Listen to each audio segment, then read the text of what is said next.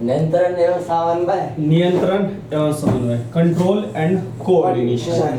ठीक है, कंट्रोल और कोऑर्डिनेशन कैसे होता है, आपने पिछले चैप्टर में देखा था कि जेब परिक्रम जो है, जेब परिक्रम याद है ना, जो आपका पाचन तंत्र है, श्वसन तंत्र है, ये सब जितने भी परिक्रम है वो एक साथ होते रहते हैं। इन सभी के बीच में तालमेल बनाए रखना जरूरी होता है, और जो तालमेल जो बनता है उसी को हम बोलते हैं समन्वय या कोऑर्डिनेशन।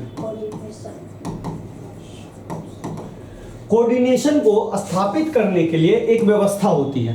ये जो कोऑर्डिनेशन जो होता है, समन्वय होता है, उसको स्थापित करने के लिए व्यवस्था होती है, उसी को हम बोलते हैं नियंत्रण। यानी कि उस व्यवस्था को स्थापित करने के लिए एक कंट्रोल की जरूरत होती है, और उसी कंट्रोल को बोलते हैं नियंत्रण। और ये जो नियंत्रण है हमारे शरीर में दो हिसाब से होता है, एक तंत्रिका तंत्र के द्वारा होता है, मेन जो है तंत्रिका तंत्र के ही द्वारा होता है।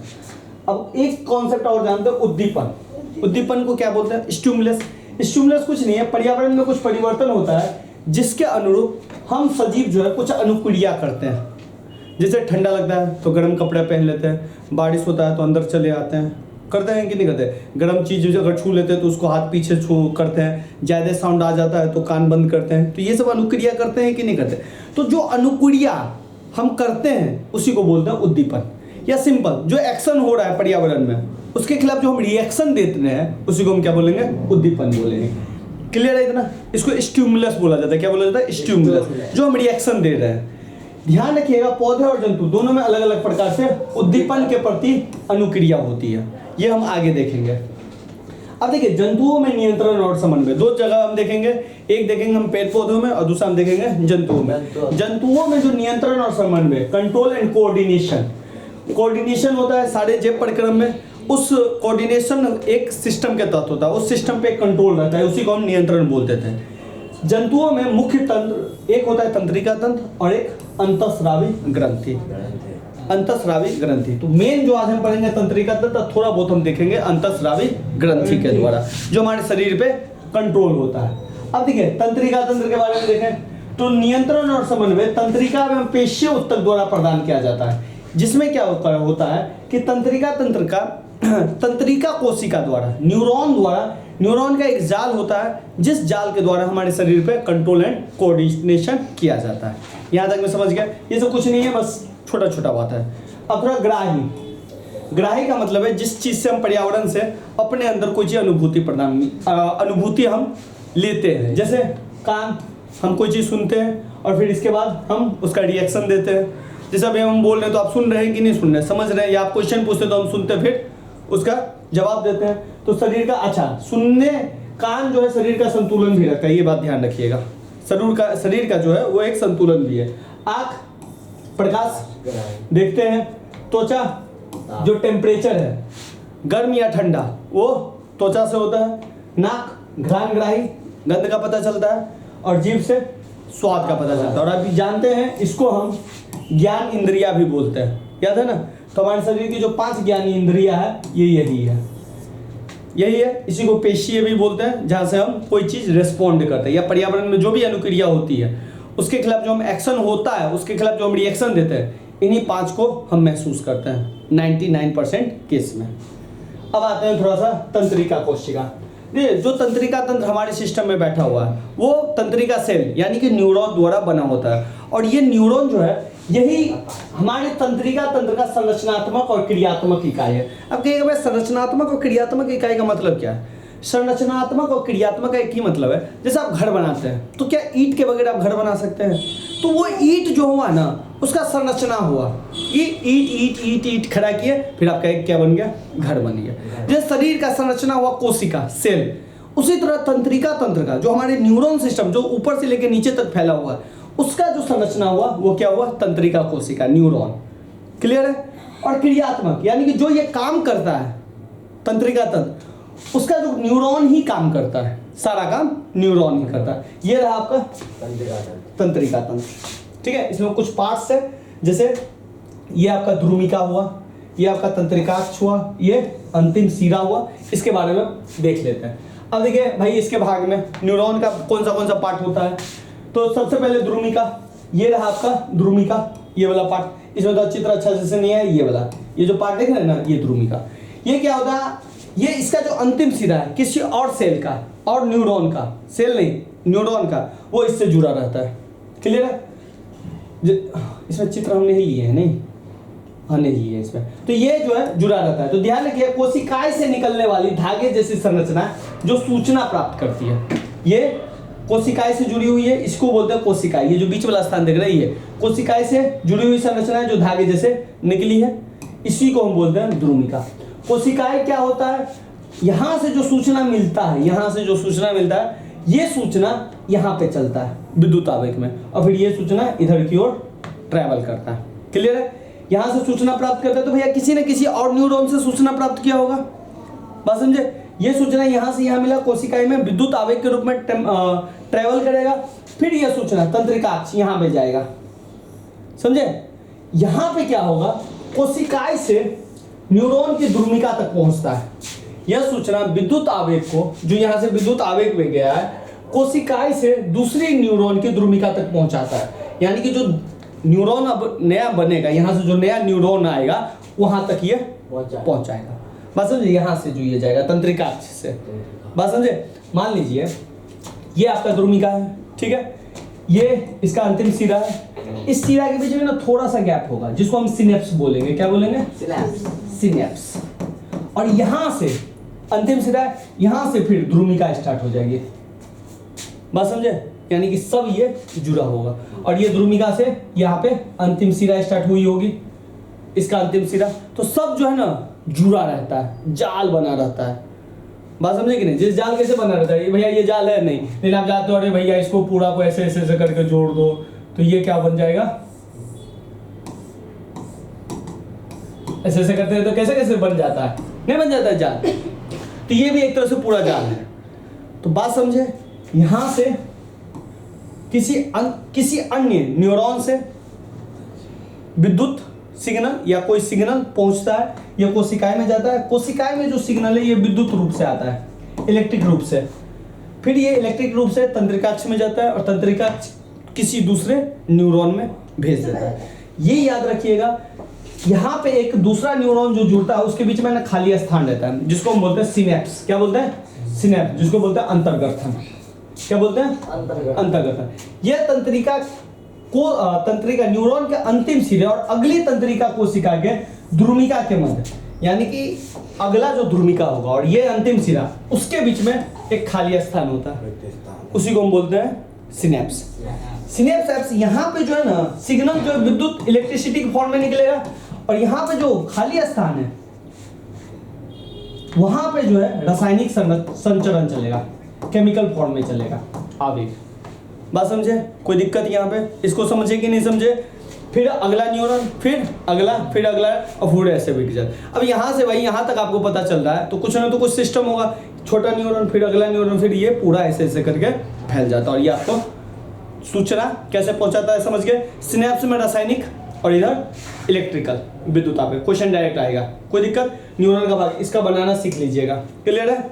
चले अब आते हैं थोड़ा सा कुछ अनुक्रिया। अब जैसे अनुक्रिया को ऐसे समझिए, हम उद्दीपन करते हैं, एक्शन का रिएक्शन करते हैं, तो रिएक्शन भी हम तीन तरह से करते हैं। एक तो हमारी इच्छा के अनुरूप होता है, जिसको हम ऐच्छिक रिस्पॉन्ड करना चाहते हैं।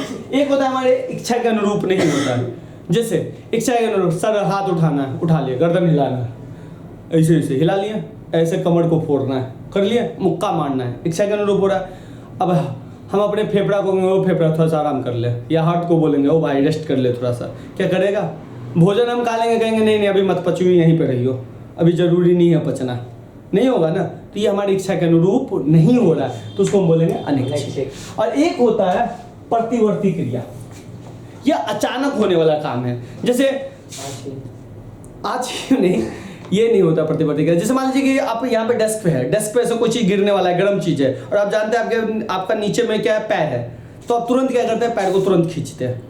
तो ये जो क्रिया क्या, आपने तुरंत एक्शन लिया, रिएक्शन किया, तो वो क्या है, प्रतिवर्ती। जैसे अचानक कोई आदमी जैसे थप्पड़, आपको लग रहा है कि थप्पड़ मार देगा, तो आप तुरंत ऐसे छिप जाते हैं, तुरंत छिपते हैं ना, तुरंत रिएक्शन करते हैं ना। एक्शन के मतलब तुरंत रिएक्शन करते हैं। जैसे बच्चा सबको देखते हुएगा कि कोई चीज़ कुछ गिर रहा है, तुरंत हाथ पीछे खींच लेता है, या गर्म लगने वाला तो तुरंत हाथ पीछे खींचता है कि नहीं? तो ये जो एक्शन है वो न इच्छा के अनुरूप है न अनिच्छा है, इसको अलग क्रिया के अंतर्गत कहा जाता है, प्रतिवर्ती क्रिया। ये जो है ये दोनों, इसका निर्णय मस्तिष्क लेता है। कौन लेता है? जिसको हम ब्रेन बोलते हैं। और इसका जो निर्णय है ये मेरुरज्जु लेता है। कौन लेता है? स्पाइनल कोड लेता है, जिसको हम बोलते हैं मेरुरज्जु, इसको बोलते हैं सेकंड ब्रेन। क्या बोलते हैं? Second brain. क्लियर है? आगे हम चलेंगे, ये स्पाइनल कोड। अच्छा ये देखिए क्रिया, सिग्नल कैसे कि गर्म पानी छू रहा है, सिग्नल ऐसे गया ऐसे गया ऐसे गया, यहाँ पे है मेरुरज्जु, ब्रेन में पहुंचना चाहिए था लेकिन ब्रेन में ना पहुंच गया, फिर ये सिग्नल ऐसे करके चले जाता है। बस समझे? हाँ, अगर ब्रेन तक जाएगा टाइम लग जाएगा, तब तक आप नुकसान में हो जाओगे। मतलब समझे कि नहीं समझे? तो चाटा मार रहा है, आप देख लो मार रहे हो, ब्रेन तक सिग्नल जाएगा फिर आएगा, तब तक चाटा खा लोगे। रेस्पॉन्ड कर दो, ऐसे हटते हो, थोड़ा सा होता है ना कभी कभी हटते हो, तो वो जो रिएक्शन होता है वो हमारा मेरुरज्जु लेता है। समझे? जो रीढ़ की हड्डी के बीच में रहता है। क्लियर? इसलिए उसको सेकंड ब्रेन भी कहा जाता है। अब आते हैं थोड़ा मानव मस्तिष्क देख लेते हैं, तब ब्रेन के बारे में देख लेते हैं। ब्रेन देख लीजिए, ये है आपका प्यारा सा दिमाग, जिसमें ही सारा कुछ ज्ञान छुपा रहता है। ये है आपका ब्रेन। 3 हिस्सों में बांटते हैं, अग्र मस्तिष्क, मध्य मस्तिष्क और पश्चिम मस्तिष्क। कुछ लोग आदमी इसको ऐसे ऐसे करके बांटते हैं, बिल्कुल नहीं। अग्र मस्तिष्क, मध्य मस्तिष्क और फिर ये पश्चिम मस्तिष्क। क्लियर है? सबसे बड़ा होता है अग्र मस्तिष्क। ठीक है, तो ये ध्यान रखिएगा, अग्र मस्तिष्क को भी हम 3 हिस्सों में बांटते हैं, क्योंकि 66% हिस्सा अग्र मस्तिष्क का होता है। तो एक है सेरिब्रम, जिसको हम बोलते हैं प्रमस्तिष्क, थैलेमस, और फिर हम करते हैं हाइपोथैलेमस। तीनों का काम अलग अलग है। सबसे बड़ा भाग है, जो भी आप सोचते हैं, जो भी आप थिंकिंग करते हैं, वो सब कहाँ पे होता है? सेरिब्रम में, प्रमस्तिष्क में। क्लियर है? जो भी आपको चीज याद रहती है, कुछ चीज बचपन का याद है अभी भी, या जो चीज आप याद करते हैं, वो सब कहाँ है? सेरिब्रम में। यानी कि आपका मेमोरी कार्ड कहाँ फिट रहता है? सेरिब्रम में। क्लियर है? कोई दिक्कत? 3 चीजें याद रखिएगा, सबसे बड़ा भाग, सोचने वाला भाग, और सूचना को याद रखने वाला भाग, थैलेमस। इस भाग में पिनियल ग्रंथि भी पाई जाती है। पिनियल ग्रंथि क्या होती है? जो ग्रंथि वाले चैप्टर, अभी इसी चैप्टर में हम आगे पढ़ लेंगे। इसमें क्या होता है? ये नींद से संबंधित है। किससे संबंधित है? नींद से। ये मेलाटोनिन हार्मोन स्रावित करता है, निकालता है, जिससे आपको नींद आती है। रात के समय में मेलाटोनिन हार्मोन ज्यादा निकलता है, इसलिए रात के समय में आपको नींद ज्यादा आती है। ध्यान रखिएगा, ये नींद के लिए मेलाटोनिन हार्मोन। समझे? अच्छा, आदमी का कलर जो ब्लैक होने लगता है, किसके लिए? तो ये भी ध्यान रखिएगा, मेलनिन के कारण। किसके कारण? मेलनिन। याद रखिएगा, इसलिए याद रखिएगा, मेलाटोनिन और मेलनिन लोग कंफ्यूज हो जाता है। ठीक है? जो भी गाले मेरा मेलनिन ज्यादा है, उजली है, मेलनिन कम है, मेलनिन ज्यादा है। क्लियर है? तो ये ध्यान रखिएगा। अच्छा, थैलेमस क्या करता है? बाहरी चीज बताएगा, और ये जो है अंदरूनी चीज बताएगा। बाहरी चीज कैसे होता है? जैसे बाहर से हमको सुनाई देता है, बाहरी चीज हुआ ना, खाना खाते हैं, स्वाद है, बाहरी चीज हुआ। बाहर से हम देखते हैं, अरे ये पेन है, ये स्मार्ट बोर्ड है, अरे ये गधे लोग हैं, मजाक कर रहे हैं। तो ये सब बाहरी चीज जो है वो कौन बताता है? थैलेमस। हाइपोथैलेमस क्या है? अंदर चीज। अंदर चीज कैसे? अंदर चीज जैसे भूख लगा, ये सब जो है हाइपोथैलेमस बताएगा, अंदर की चीज बताएगा। भूख, प्यास, शरीर का तापमान, ब्लड प्रेशर हाई हो रहा है, लो हो रहा है, ये सब जो है आपका हाइपोथैलेमस बताता है। तो तीनों चीज याद रहेगा। मेमोरी कार्ड सबसे बड़ा भाग, सोचने वाला भाग, अंदर की चीज बताएगा। क्लियर है? थैलेमस। और ये बाहरी चीज, सॉरी उल्टा बोल दिए, अंदर की चीज, बाहर की चीज। क्लियर है? और इसमें एक चीज और याद रखना, मेलाटोनिन, पिनियल ग्रंथि इसी में होती है। अब आते हैं मध्य मस्तिष्क, सबसे छोटा भाग है, पश्चिम मस्तिष्क से भी छोटा भाग है ये। सेरिब्रल पिंडिकल होता है, इसमें इसका 2 पार्ट हम बना देते हैं। ठीक है ना? मतलब मध्य मस्तिष्क को भी हम 2 हिस्सों में बांट सकते हैं। एक को कहते हैं सेरिब्रल पिंडिकल, एक को कहते हैं कार्पोरा क्वाड्रिजेमाना। ठीक है? कोई दिक्कत? और इसका जो कार्य है, जो देखते हैं सुनते हैं, इसमें मेन रोल मध्य मस्तिष्क का है। अच्छा, मैंने ये नाम इसलिए दे दिया कि अगर सेरिब्रल पिंडिकल या कार्पोरा क्वाड्रिजेमिना आएगा तो आपको दिमाग में रहेगा कि हाँ ये मैंने कहीं पढ़ा है, सुना है, सुना नहीं है। अब आते हैं पश्चिम मस्तिष्क, बहुत ही इंपॉर्टेंट। सेरिबेलम और मेडुअल ओब्लांगेटा इसका इंपॉर्टेंट पार्ट है, जिसको हम 2 हिस्सों में बांट देते हैं। सेरिबेलम दूसरा सबसे बड़ा भाग है, याद कीजिए। प्रमस्तिष्क सबसे बड़ा भाग था, सेरिबेलम सबसे बड़ा भाग है। इसे लघु मस्तिष्क भी बोलते हैं। याद है? ए धनिया, यहाँ पे मत मार, छोटा दिमाग होता है, छोटा दिमाग, नाना पाटेकर का डायलॉग याद है? ए धनिया, तो वही वाला है, लघु मस्तिष्क, छोटा दिमाग, लघु मस्तिष्क। ऐच्छिक क्रियाओं को कंट्रोल करता है। ऐच्छिक क्रिया समझते हैं ना? अपनी इच्छा के अनुसार करते हैं, तो वो पीछे वाले मस्तिष्क से होता है। शरीर का संतुलन यहीं से होता है। जो आप अपने शरीर पे गति पे कंट्रोल करते हैं कि तेज चलना है, स्लो चलना है, दौड़ना है, भागना है, यहीं से। बोलना, जो बोलते हैं वहीं से करते हैं, इसलिए कहते हैं ये छोटा दिमाग होता है। यहाँ पे मानिएगा शरीर का संतुलन हिल जाएगा। क्लियर है? तो ये सब होता है। कोई दिक्कत? मेडुला ऑब्लागेंटा अनैच्छिक क्रिया, दिल की धड़कन, श्वसन, ये सब अनैच्छिक क्रिया है, यहीं से कंट्रोल होता है। कोई दिक्कत? अगर मस्तिष्क को हमने 3 हिस्सों में बांटा था, प्रमस्तिष्क जिसको सेरिब्रम कहा था हमने, याद है? Thalamus, hypothalamus. चित्र बनाना थोड़ा सा सीख जाइएगा आप लोग, क्योंकि एग्जाम में आ जाएगा। क्लियर है? प्रमस्तिष्क सबसे बड़ा भाग, मेमोरी कार्ड, थैलेमस, मेलाटोनिन नींद के लिए, पिनियल ग्रंथि, बाहरी चीज, अंदरूनी चीज। इसमें भी हमने क्या बताया? दृष्टि, सुनना, ठीक है। मध्य मस्तिष्क सबसे छोटा भाग ब्रेन में, पश्चिम मस्तिष्क 2, सेरिबेलम, मेडुला ऑब्लागेंटा, सेरिबेलम लघु मस्तिष्क, बिल्कुल ऐच्छिक क्रिया, दिमाग का संतुलन कह रहे हैं, सॉरी, शरीर का संतुलन, ये सब काम करता है। और ये मेडुला ऑब्लागेंटा ये सब काम करता है। क्लियर है? ये है। इस तरह से ना ग्राफ बनाइएगा, एक पेज में खत्म। चित्र बनाना सीख जाइएगा थोड़ा सा, इसको प्रैक्टिस कर लीजिएगा। अब आते हैं तंत्रिका तंत्र। ये तो हमने वही मस्तिष्क पढ़ लिया। अब मस्तिष्क पढ़ने के बाद हम पूरा तंत्रिका तंत्र पढ़ा देते हैं। तंत्रिका तंत्र में क्या होता है?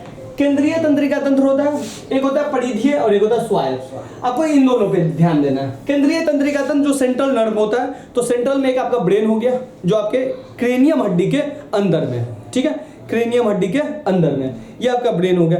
अब ब्रेन के अंदर में ये ब्रेन हुआ। अब ब्रेन से एक चीज और जुड़ा हुआ है, इसको बोलते हैं मेरुरज्जु, स्पाइनल कॉर्ड। तो ये देखो, ये सेंटर में है ना, तो इसे बोलेंगे केंद्रीय तंत्रिका तंत्र, जिसमें 2 चीज आएगा, मस्तिष्क और मेरुरज्जु, जिसमें मस्तिष्क के बारे में आपने पढ़ लिया। अब पढ़ना हमको मेरुरज्जु के बारे में। क्लियर है? परिधीय तंत्रिका तंत्र, जो इसके इधर इधर फैला रहता है, इधर इधर देख रहे हैं, ये सब फैला हुआ है ना, ये सब, इसको बोलेंगे परिधीय, जो इसके परिधि में है। बस ना, सेंट्रल में ब्रेन, मेरुरज्जु, और इसके जो फैला हुआ है उसको बोलेंगे परिधीय। अब इसी परिधीय में से कुछ आ जाएगा स्वायत्त में, ऑटोनोमस में। क्लियर है? चले आगे, चलिए। तो मेरुरज्जु के बारे में पढ़ लेते हैं। अच्छा, मेरुरज्जु पढ़ने से पहले ना कुछ एक चीज जान लीजिए, जो मैंने बताना थोड़ा सा मिस कर दिया। अब ये देखिए, ब्रेन है ना, ब्रेन, ये जो ब्रेन देख रहे हैं, ये खोपड़ी में रहता है। उस खोपड़ी को बोला जाता है क्रेनियम हड्डी। क्या बोला जाता है? क्रेनियम हड्डी, खोपड़ी में। इसमें टोटल 8 हड्डी होती है। कितनी हड्डी होती है? 8 हड्डी होती है। और इसके अंदर एक द्रव्य पाया जाता है, जो मस्तिष्क को चोट उट लगेगा ना, तो लिक्विड रहेगा तो पच हो जाएगा, समझे ना, थोड़ा सा इससे ये रक्षा करता है। बात समझे कि नहीं समझे? तो इसको बोला जाता है सेरिब्रोस्पाइनल द्रव्य। क्या बोला जाता है? स्पाइनल द्रव्य। ये मेरुरज्जु में भी पाया जाता है। और इसमें कोई, ये कभी कभी क्या हो जाता है, बड़ा हो जाता है, तो सर जो है ना आपका थोड़ा सा बड़ा दिखने लगता है। तो चलिए थोड़ा सा देख लेते हैं। अब आते हैं मेरुरज्जु। मेरुरज्जु की लंबाई 42 से 45 है। अलग अलग लंबाई हो सकती है, क्योंकि छोटा बच्चा तो कम होगा, बड़ा होगा तो ज्यादा होगा। मेरुरज्जु का कार्य प्रतिवर्ती क्रियाओं का नियंत्रण। याद है प्रतिवर्ती क्रिया? अचानक जो हम एक्शन रिएक्शन देते हैं, तो इसका जो कंट्रोल कौन करता है? मेरुरज्जु, स्पाइनल कॉर्ड। मेरुरज्जु का निर्माण मेडुला ऑब्लागेंटा, याद है मेडुला ऑब्लागेंटा, पश्चिम मस्तिष्क से, यहां से शुरू होता है, और ये विभिन्न तंत्रिकाओं के बीच पुल का काम करता है। समझे? ब्रेन को ये वाला जो है, इस सब से कौन जोड़ता है? यही ना, तो ये एक तरह से पुल ही हुआ ना, हुआ कि नहीं? मेरुरज्जु के चारों ओर मेनिंजेस द्वारा घिरी रहती है, एक वो होता है, उससे वो घिरी रहती है।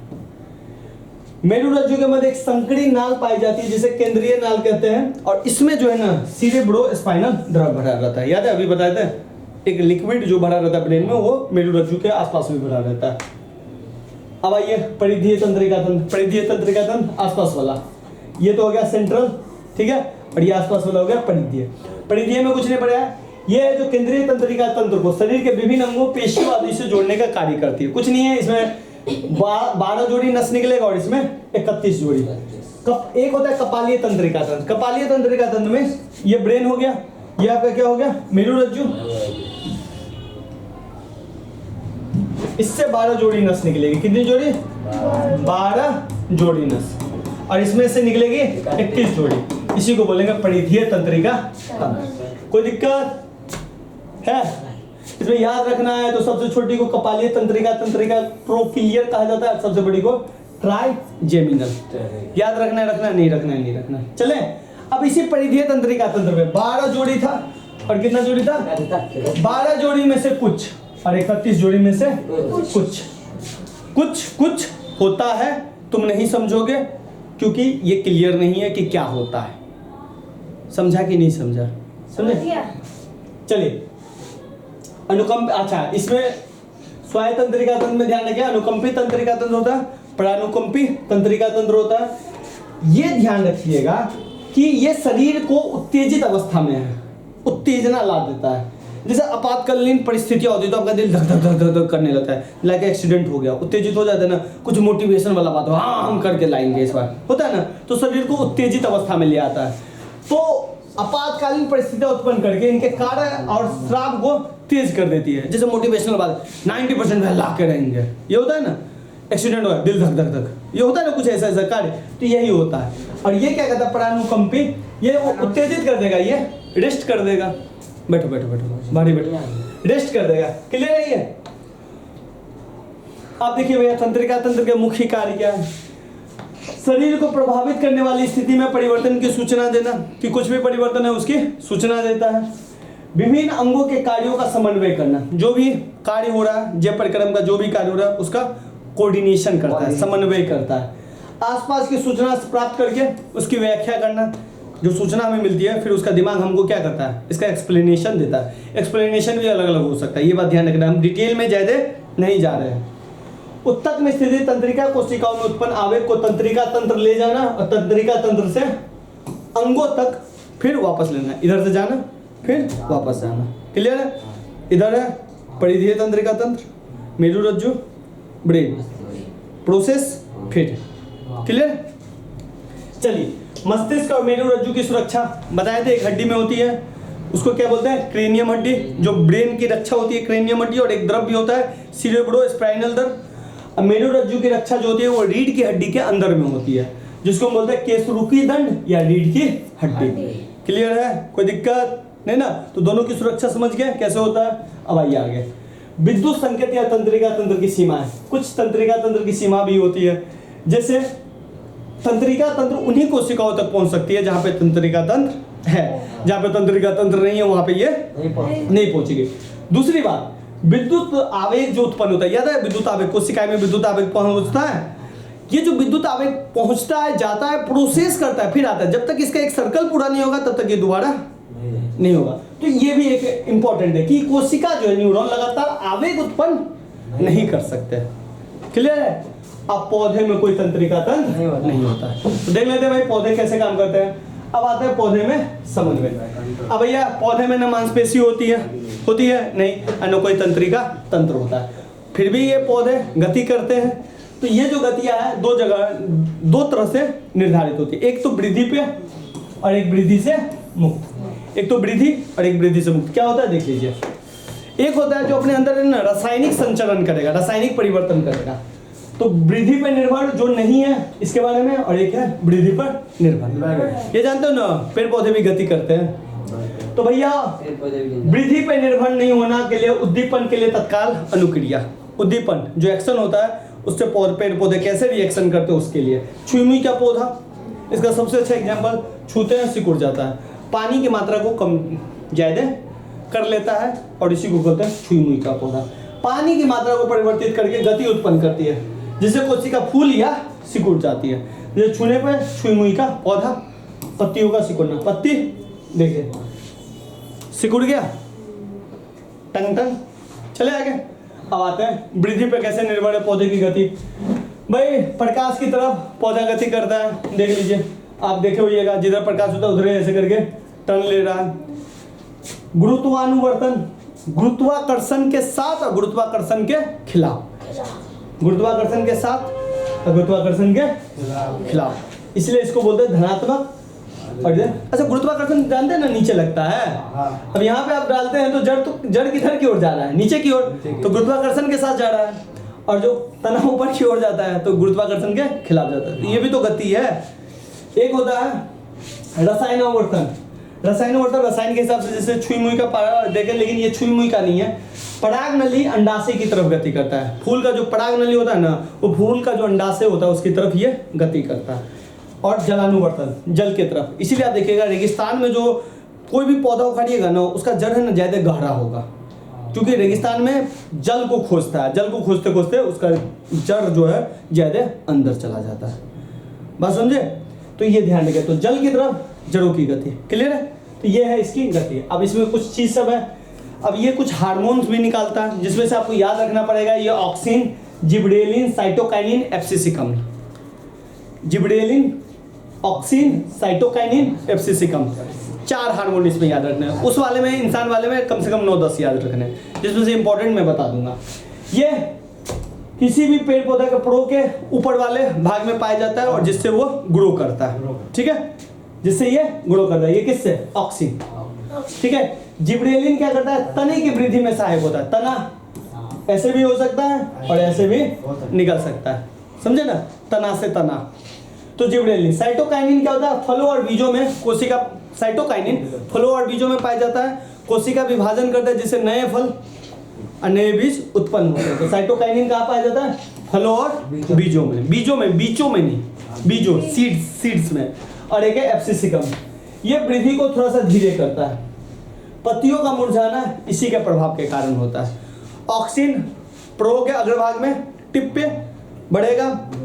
साइटोकाइनिन फल और बीजों में कोशिका विभाजन। जिब्रेलिन तने की वृद्धि, टिंग टिंग टिंग टिंग।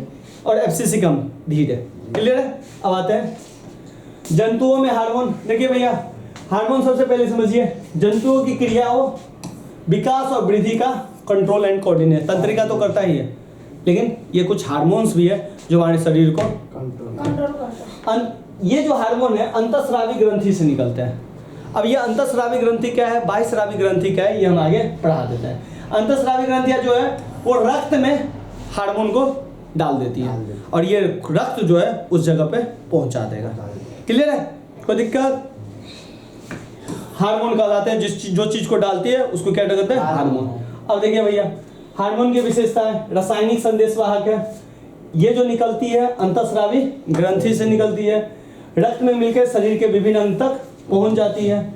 उत्तक या उस विशेष अंग पे क्रिया करती है जिसे लक्ष्य अंग कहा जाता है। जैसे कि इंसुलिन हार्मोन है जो अग्नाशय से निकलती है, जो रक्त में मिलती है और रक्त में जो चीनी की मात्रा है उसको घटा देती है। और जिसका इंसुलिन नहीं निकलता है उसमें मधुमेह की बीमारी हो जाती है। अब आइए थोड़ा सा ये देखिए, ये पुरुष, ये महिला, कुछ हार्मोन्स है। हार्मोन नहीं है, ये ग्रंथि है। जैसे पिनियल ग्रंथि ब्रेन में पाया जाता है, पीयूष ग्रंथि ये भी ब्रेन में पाया जाता है। हाइपोथैलेमस, हाइपोथैलेमस ब्रेन का पार्ट है, याद है ना, थैलेमस हाइपोथैलेमस। अपटू ग्रंथि गर्दन पे, पड़ा अपटू ग्रंथि गर्दन पे, थाइमस ग्रंथि चेस्ट पे। अग्नाशय, अग्नाशय याद है, हम एक जगह और पढ़े हुए थे, कहाँ पढ़े थे अग्नाशय? पाचन तंत्र में लेट निकालता था, याद है? तो अग्नाशय जो है दोनों है, इंडो बाह्य ग्रंथि भी है और अंतःस्रावी भी है। और वृषण, समझे? और एक है अधिवृक्क। बस यहाँ पे सब हार्मोन सेम होगा, महिलाओं में भी बस एक अंडाशय अलग हो जाएगा, यहाँ पे से अलग हार्मोन निकलेगा, क्लियर है? बाद बाकी सब हार्मोन सेम होगा यहाँ से और यहाँ से, ध्यान रखिएगा। आइए, सबसे पहला हार्मोन अपटू ग्रंथि। भाई कहाँ है अपटू ग्रंथि? ये अपटू ग्रंथि, ये ना गर्दन पे। अपटू ग्रंथि से थायरॉक्सिन हार्मोन निकलता है। अच्छा देखिए, तो दोनों में अपटू ग्रंथि है ना, है दोनों में अपटू ग्रंथि है। इससे थायरॉक्सिन हार्मोन निकलता है। कौन सा हार्मोन? इंपॉर्टेंट, याद रखिएगा। गर्दन में कार्बोहाइड्रेट, प्रोटीन और वसा का उपाचय। पीयूष ग्रंथि, ये तो भाई वेरी वेरी इंपॉर्टेंट, इसको मास्टर ग्रंथि कहा जाता है। कौन सा ग्रंथि? मस्तिष्क से वृद्धि और विकास का नियंत्रण। ये याद नहीं रखिए, नहीं रखिए, ये जो बता रहे हैं ये याद रखिएगा। अधिवृक्क पे, अधिवृक्क का मतलब है किडनी के ऊपर। एड्रेनलिन हार्मोन, इसका जो काम है ब्लड प्रेशर, हार्ट का प्रेशर, समझे, इसको मैनेज करना। इंसुलिन अग्नाशय, अग्नाशय देखे थे ना, अग्नाशय मधुमेह, इंसुलिन को याद रखिएगा, इंसुलिन का उत्पादन करता है। यही होता है तभी चीनी का बीमारी हो जाता है, जिसको हम डायबिटीज बोलते हैं। लिंग हार्मोन, पुरुष में टेस्टोस्टेरोन, टेस्टोस्टेरोन और महिला में एस्ट्रोजन। समझे? तो ये ध्यान रखिएगा, टेस्टोस्टेरोन टेटिस से निकलता है और एस्ट्रोजन अंडाशय से निकलता है। तो नर और मादा, पुरुष में और महिला में। यह आगे वाले चैप्टर में हम थोड़ा पढ़ाएंगे, जीव जनन कैसे करते हैं। पेट का निचला हिस्सा में, अच्छा, जो आपके जीवन में परिवर्तन आता है 12 साल के बाद, जो लड़कियों में अलग परिवर्तन, महिलाओं में अलग, पुरुषों में जो अलग परिवर्तन देखते हैं, इसी हार्मोन के कारण, ठीक है ना। महिलाओं को मूछदारी क्यों नहीं आता है, अब पुरुषों को क्यों आ जाता है? तो ये टेस्टोस्टेरोन के कारण पुरुष में आता है, अब महिलाओं में ये नहीं आता है एस्ट्रोजन के कारण। ये भी ध्यान रखिएगा। और भी बहुत सारा बात है जो जीव जनन कैसे करते हैं उसमें हम पढ़ा देंगे। एक होता है मोचक हार्मोन जो हाइपोथैलेमस से निकलता है, ये भी क्या होता है? मस्तिष्क से। अगर आपको याद करने के लिए बोला जाए तो सबसे पहले भैया थायरॉक्सिन याद रखिएगा, और भी हार्मोन होगा, नहीं दिया इसमें। थायरॉक्सिन तो भैया याद रखिएगा ही रखिएगा, ठीक है। पीयूष ग्रंथि याद रखिएगा ही रखिएगा, और ये वाला याद रखिएगा, और ये 4 याद कम से कम। अगर 9 याद रख सके तो सोने पे सुहागा, 1 नंबर का क्वेश्चन आ जाएगा। क्लियर है? चलिए, तंत्रिका तंत्र तथा हार्मोन की क्रियाविधि की तुलना। तंत्रिका तंत्र किस तरह से काम करती है और हार्मोन कैसे काम करता है। तंत्रिका तंत्र विद्युत आवेग के द्वारा काम करता है, और ये रासायनिक संदेश है जो खून के द्वारा करता है। ये तेजी से आगे बढ़ता है, क्योंकि कोई सूचना आपके मस्तिष्क से तेजी से पहुंचती है ना, तो तेजी से काम हो रहा है, तुरंत पहुंच जाती है ना। जैसे आपको यहाँ पे कोई चींटी काटता है तो दर्द वो वहां तक पहुंचता है ना, तुरंत पहुंच रहा है ना। और ये जो है धीरे धीरे काम करती है, कोई दिक्कत? ये सूचना विशिष्ट अंग तक भी पहुंच सकता है, पूरे शरीर तक, लेकिन ये जो ग्रंथि का काम होता है वो विशिष्ट अंग तक होता है। विशिष्ट, जिसको लक्ष्य अंग कहते हैं, जो टारगेट होगा वहां तक पहुंचा देगा। इसका उत्तर शीघ्र मिल जाता है और इसका धीरे धीरे। ये कम समय तक रहता है और ये लंबे समय तक रहता है। अब आइए, अच्छा ये देख लिया अंतःस्रावी ग्रंथि और बहिःस्रावी ग्रंथि क्या है। अंतःस्रावी ग्रंथि, बहिःस्रावी ग्रंथि, जो हार्मोन निकलता है वो अंतःस्रावी ग्रंथि से निकलता है।